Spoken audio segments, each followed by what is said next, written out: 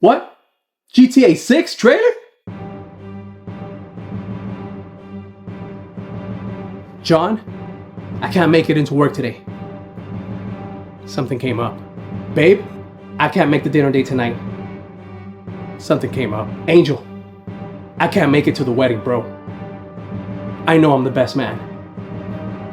Something came up. Alright, my broskies, welcome to this week's Bro Gaming News.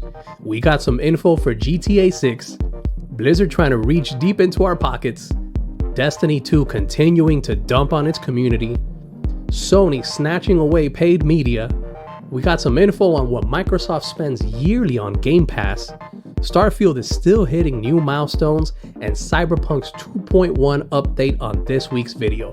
Before we start, I want to thank each and every one of you bros that watch these videos, and I want to let you know that wherever you are watching this, I hope for good things for you and those you care about. As of the recording of this video, the GTA 6 trailer is sitting at 110 million views, and I even saw this covered on local news stations online. I'll be using still images in the background, my bros, because even though I'm a small channel, I don't want to deal with copyright strikes or issues from 2K Interactive. Here are a couple of pieces of information that we know about the game. GTA 6 will be released in 2025 on the PlayStation 5 and Xbox Series X and S. Just following past trends and based on the missing mention of a PC release on the trailer, we can surmise that a PC release will likely be a year away from the console releases. Grand Theft Auto 6 will be set in the state of Leonida, which is the home state of Vice City, and Rockstar has mentioned that it will be pushing the limits of what's possible in their next title. Looks like we'll be getting a young couple to be our leads in the story, with the main protagonist role going to Lucia, a character that based on the trailer has had a rough upbringing and hasn't been very fortunate. The trailer showed us some background settings that may end up being part of the world we will be immersing ourselves in once we're playing the game. We see beaches, swamps, strip clubs, nightclubs, mudding parties, and plenty of wildlife. As a current gen release, we can expect a $70 price tag, but we can also expect some special edition releases coupled with some shark card bundles if they end up releasing it with online multiplayer ready from launch. The leak of the GTA 6 trailer appears to have come from the son of one of the lead developers. Man, that lead developer must feel like a total ass at work because of what his kid did. Guys, everyone's pretty happy about Season 2. It looks like everyone's forgotten about the BS that we pulled in Season 1 of Diablo 4. I think it's time to start thinking expansion money. Blizzard is testing the waters to see if you'd be down to dish out $100 for an expansion, my G's. This story was put out by Bellular News on YouTube. They had gotten a hold of a survey that put out some questions.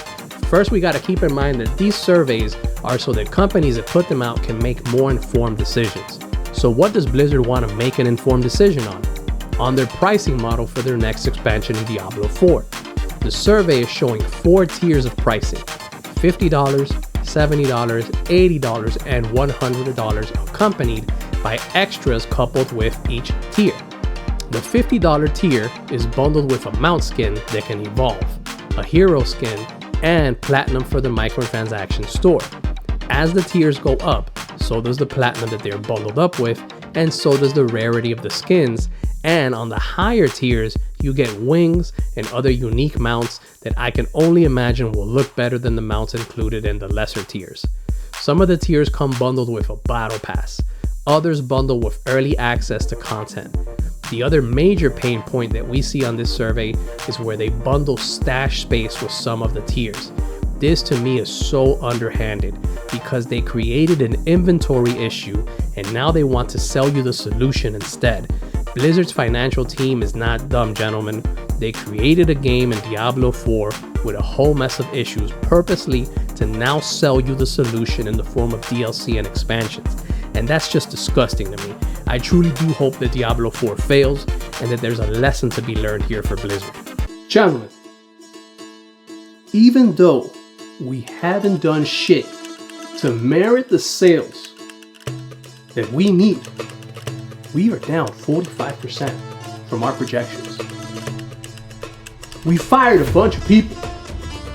We even got rid of Michael Sabatori, for God's sakes. Why don't we right? Follow me here, follow me. Put together a bundle of old exotics with useless cosmetics and resources and sell it under the guise of a starter pack, tricking our new players into thinking that it's actually a good value, but only further making it harder for them to access the real content, which we've paywall as well. Keeping the conversation on greed and player exploitation, let's talk about Destiny 2 starter pack controversy. Here's a tweet from the Destiny 2 team. Hey everyone, we launched Season of the Wish yesterday and had been monitoring the conversation around what you've been enjoying and what you haven't. We'll start things off with the starter pack, which is not something bringing joy, which is why we've pulled it from the stores. We've heard your concerns and agreed that there are other parts of Destiny 2 that new players should want to dive into first before chasing these exotic weapons, cosmetics, and upgrade materials. What they fail to mention here in their tweet is that the starter pack, a bundle aimed at new players, was highway robbery. The bundle in question included older exotic weapons, unappealing exotic vehicles, and in-game resources. The original listing indicated that this pack was meant to supercharge player arsenals. So this means that this pack is meant to be a great value to new players coming to Destiny 2. But the issue is that it isn't a great value, it's not even a good value. This is a bad value for players. And the community collective agreed on this when the bigger voices like Datto, Bife, and Astacross sounded off on the little stunt that Bungie pulled. The biggest barrier that any new player has to contend with in Destiny 2 is not a lack of opportunity to get exotics or resources. The true barrier to entry is not having all the additional content that needs to be purchased separately to get access to the story and the current content where everyone else is playing. So instead, Bungie thought it was a good idea to sell new players a useless pack that won't do a single thing to help new players reach the same content other players are playing. This was a truly predatory move and came on the heels of them laying off their staff last month for Destiny 2 not reaching sales projections. Sony is removing over 1,300 seasons of shows like Animal Planet Presents, Cake Boss, Deadliest Catch, American Chopper, How It's Made, and Mythbusters by December 31st this year. You're thinking to yourself, okay, so what? They're removing shows from their catalog. Ah yes, my bro. But the issue here is that the content that's being removed is even from those that have purchased it. Here's some official words from Sony. Due to our current licensing arrangements with content providers, you will no longer be able to watch any of previously purchased Discovery content, and the content will be removed from your video library. The notice said, "We sincerely thank you for your continued support." That's right, gentlemen. Even if you purchase the content, you will no longer have access to it, and thus really bringing to the forefront the conversation of what we actually have ownership of these days when you have situations like this occurring. When we purchase to own a piece of media, we're paying it at a premium price in comparison to that of a rental, which is a piece of media which is entailing that we only have temporary access to it. Let me know what you guys think of this in the comment section, my boys. Sony's a big player in the industry and thus would be considered a trendsetter for other media entities to follow suit in making the same decisions. $1 billion a year is what Microsoft spends on its Game Pass subscription service, broskies, and they say it's totally justified. Phil Spencer chatted about the expense for Game Pass, but he even said that though that's a large amount of money, it's well spent on a large library of games in exchange for a monthly fee. However, he was also clear that they do not intend to bring their service to PlayStation or Nintendo. Xbox celebrates another milestone in Starfield, my bros. 12 million total players in the 3 months since its launch.